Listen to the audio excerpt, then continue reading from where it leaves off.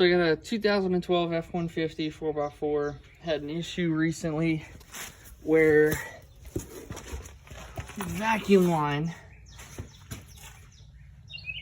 right here came unplugged.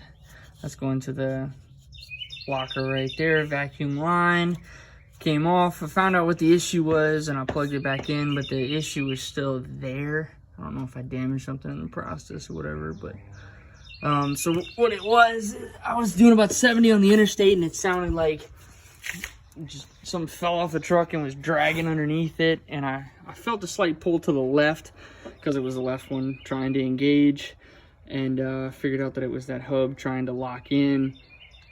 Super easy to change out the solenoid and check valve that goes with it.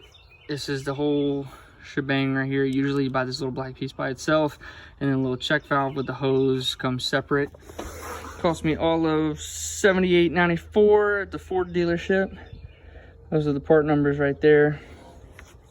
All that you need to do is change out the hoses. Make sure to take pictures just so you can see which one goes where. This little connector here, you just push down and pull backwards. To get this out though, there is a clip on the back. You gotta push out and then push down right here at the same time. That comes out pretty easy. And then the other hose right there.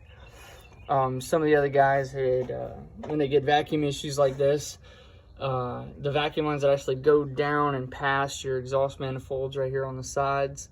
I think the passenger side had caused a lot of issues for some other guys. I would definitely take a look at those.